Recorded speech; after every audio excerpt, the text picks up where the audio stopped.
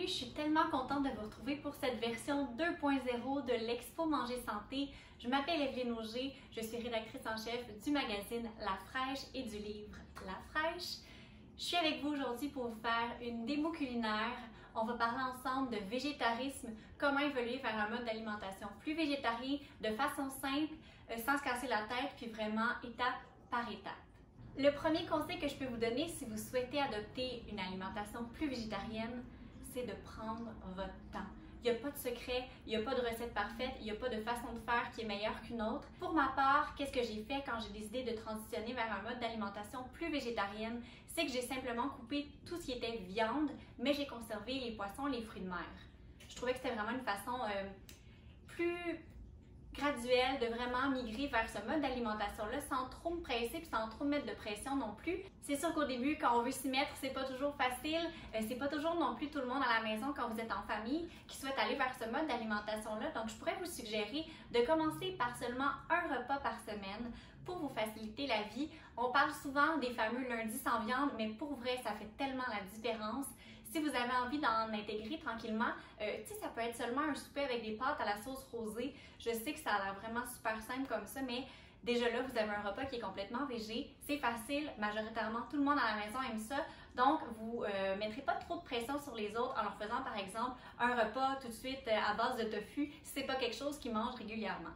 Dans nos armoires, on a très souvent des lentilles, des pois chiches, des haricots. Si vous avez des fèves edamame au congélateur aussi, c'est une protéine végétale. On a aussi souvent des grains, que ce soit le quinoa, que ce soit le riz brun. Bref, vous avez toujours quelque chose sous la main qui vous permet déjà tranquillement de vous créer certaines recettes avec ce que vous avez.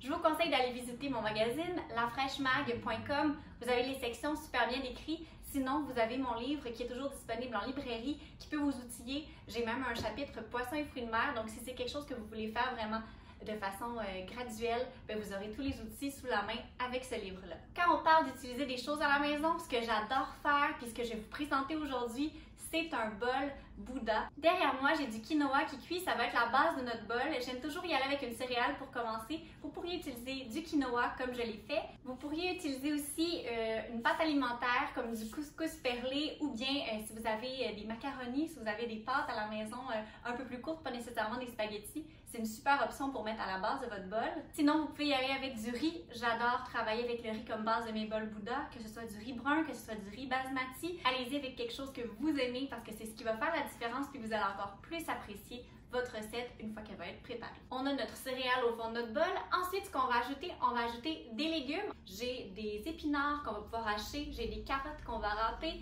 j'ai fait des pois chiches poêlés à la grecque, une de mes recettes qui est sur le magazine. Fait que vraiment, prenez ce que vous avez. Si vous avez d'autres affaires qui ne sont pas nécessairement ceux que je vais mettre dans mon bol aujourd'hui, c'est parfait. Vous avez des tomates, prenez des tomates. Vous avez de la laitue Boston, vous passez votre laitue Boston. C'est comme une super façon de vider les frigos. Si vous avez envie d'intégrer vos enfants à la préparation des bols Bouddha, c'est super facile. Assurez-vous d'avoir la céréale. Vous pourriez en faire deux. Puis ça peut faire partie de votre meal prep, votre préparation de la semaine. Vous mettez tout ça sur la table et chacun peut créer son propre bol avec les ingrédients dont il a envie. Ça rend le tout encore plus agréable. Puis tout le monde est content et s'assure d'avoir quelque chose qui lui plaît.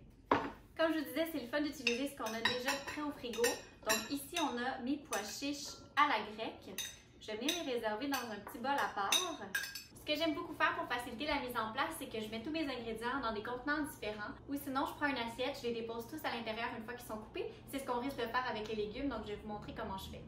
J'allais oublier que j'avais des légumes grillés au frigo. Ça, c'est génial. Super simple à utiliser autant en accompagnement que pour mettre dans vos bols ou dans une salade.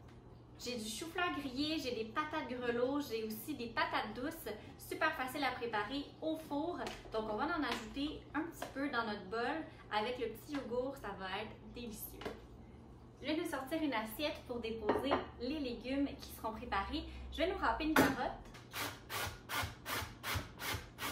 Donc cette belle carotte râpée, je vais la mettre dans mon assiette. Ensuite, on va préparer du concombre anglais. J'aime quand même faire des morceaux de légumes assez petits quand je prépare des bols comme ça ici.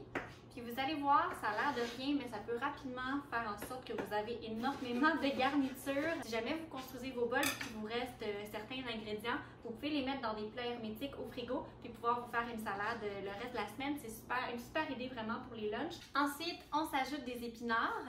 On peut les hacher grossièrement. J'aime beaucoup travailler soit avec les épinards. J'aime aussi la laitue verte, une laitue un peu plus croquante. Donner toujours plus de texture dans nos garnitures, dans nos bols, c'est tellement délicieux. Donc, on a nos épinards, on a des carottes, on a des concombres. Comme je vous dis, prenez les légumes que vous avez envie. On a aussi nos légumes grillés. On a aussi nos pois chiches poêlés à la grecque. On a notre quinoa. Ce qui va nous manquer, c'est une sauce. C'est pas toujours facile de savoir quelle sauce utiliser dans un bol Bouddha. Vous pouvez utiliser des sauces du commerce déjà préparées, mais moi j'aime beaucoup les faire maison. Je fais des sauces à base de tahini qui est un beurre de sésame, super riche en protéines lui aussi. Vous pouvez faire des sauces à base de yogourt. Vous pouvez faire des sauces aussi style mayonnaise épicée si c'est quelque chose que vous aimez. Il y a plein d'options. Ça peut être seulement de l'huile, un peu de jus de citron, sel et poivre. Vous allez vous régaler quand même. Mais j'aime toujours quand il y a une petite texture crémeuse, donc c'est ce qu'on va faire ensemble aujourd'hui. Pour préparer cette sauce, ça nous prend seulement 4 ingrédients. On a besoin de yogourt nature, une tasse. On a besoin d'environ un tiers de tasse de fromage feta.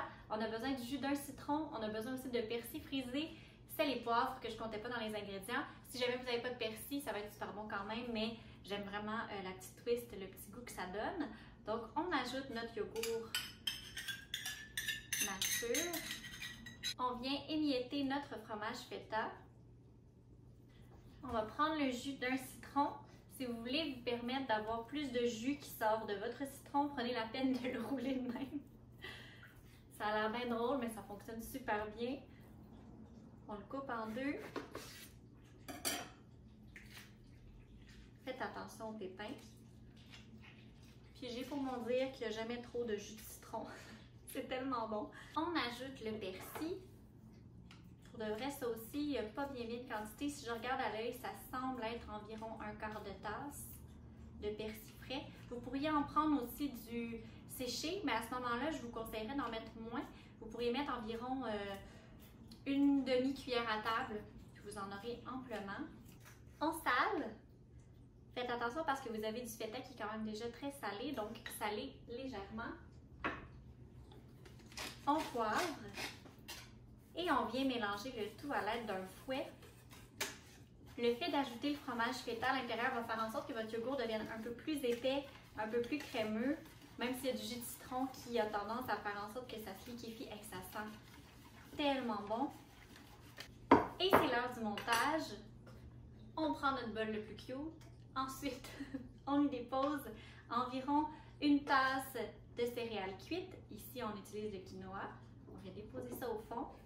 On ajoute le reste de nos légumes. Donc, on se prend une bonne poignée d'épinards hachés. On a nos carottes. On a aussi notre concombre. Mais le placer d'une manière quand même belle. Comme je vous dis depuis le début, ça fait toute la différence de pouvoir avoir faim juste en regardant l'assiette parce qu'on mange toujours avec les yeux. On s'ajoute quelques légumes grillés. On ajoute finalement la vedette, les pois chiches à la grecque. Pas de gaspillage. Et on a notre super sauce. Elle se conserve vraiment bien au frigo. J'en ai fait une bonne portion. Vous allez pouvoir la garder dans un contenant hermétique puis elle va se conserver environ 3 jours au frigo. Donc vous pouvez la réutiliser pour d'autres salades en accompagnement de petites croquettes avec des crudités. C'est vraiment super. Puis comme j'adore la sauce, je vais venir en mettre généreusement. Tadam! C'est aussi simple que ça. Puis manger végé, quand on regarde une assiette comme ça, il n'y a rien de moins plate au monde. Sérieusement, ça va être délicieux. J'aimerais ça que vous ayez l'odorama, comme ça vous pourriez sentir, mais je vais vous montrer de plus près. C'est ce qui s'appelle un bol réussi. Merci d'avoir été là. Je suis tellement contente d'avoir pu vous filmer ma démo culinaire, vous la partager pour que vous puissiez la vivre dans le confort de votre foyer. Bravo et chapeau à l'Expo Manger Santé d'avoir eu cette super belle initiative. Je suis très contente du résultat. J'espère que vous allez l'essayer à la maison. Je vais m'assurer de vous créer tout le contenu en lien avec la recette sur le magazine. Vous avez pas mal tout ce qu'il vous faut, excepté pour la sauce que je mettrai en ligne en même temps que la vidéo, donc vous aurez tout ça à portée de main facilement pour le reproduire à votre tour. J'espère que ça vous a plu, je vous souhaite un bon week-end, puis assurez-vous de me suivre autant sur Facebook, sur Instagram, La Fraîche le Insta pour Instagram, La Fraîche sur Facebook. Vous avez mon livre que vous pouvez vous procurer sur ma boutique en ligne. Et pour l'Expo Manger Santé, j'ai pensé vous créer un code promo à 10% de rabais pour que vous puissiez vous le procurer. Utilisez le code promo douceur parce qu'à ce temps-ci, on en a besoin tellement. Donc, ça va me faire plaisir de vous le dédicacer et de vous l'envoyer le plus rapidement possible par la poste. Sinon, on se revoit bientôt. Faites attention à vous. Bye!